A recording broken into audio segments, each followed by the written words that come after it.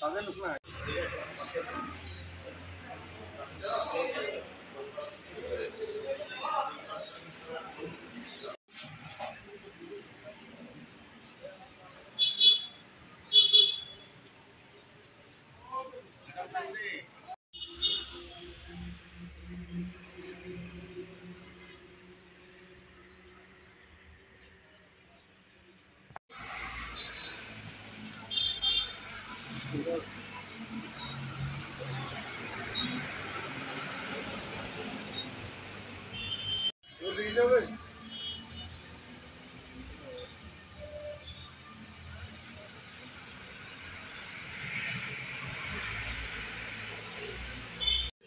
আমরা গোপন সংবাদের ভিত্তিতে আমাদের জাতীয় সড়কের উপর আমরা একটা অভিযান চালাই।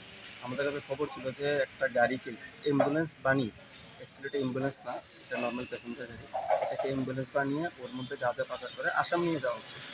আমরা সেই খবর পেয়ে আমরা রাস্তা খুঁজতে বসে থাকি। আমাদের নাকার মধ্যে প্রথমে সিগন্যাল দিলে গাড়িটি দাঁড়ায় না। তারপরে আমরা আমাদের গাড়ি নিয়েও কিছু ধাওয়া করেছি এবং সুজনসের এলাকা থেকে গাড়িটাকে আটক করেছি। গাড়িটার মধ্যে নাম্বার প্লেট লাগানো ছিল TR05C115। হ্যাঁ, তো আমরা গাড়িটা আটক করার পর গাড়িটা যখন চেক করেছি দেখা গেলো গাড়ির ভিতরে প্রায় 272 কেজি গাঁজা লুকানো আছে। আচ্ছা, হ্যাঁ, সাধারণত আমরা অ্যাম্বুলেন্স গাড়ি চেক করি না, করার কথাও না, রুগী নিয়ে যায়, তারা এই সুযোগটা নিয়েছিল। কিন্তু আমাদের কাছে গোপন সংবাদ থাকায় আমরা গাড়িটা ডিটেন করেছি। আমরা সেই 272 কেজি গাঁজা সিজ করেছি। গাড়ির মধ্যে দুজন লোক ছিল, টিটন মিয়া এবং মামুন মিয়া, উভয়ের বাড়ি শুনো আমরা তাদেরকে আমরা অ্যারেস্ট করেছি এবং আমরা এনডিপিএসের ধারায় একটা মামলা নিয়ে তাদের বিরুদ্ধে আমরা অ্যাকশন নিয়েছি। কটার সময় পাওয়া গেছে স্যার? এটা আজকে 11টার দিকে, সকাল 11টার দিকে। স্যার আপনার পরিচয়? স্যার আমি ইন্সপেক্টর শঙ্কর শাহ, ওসি কুমার।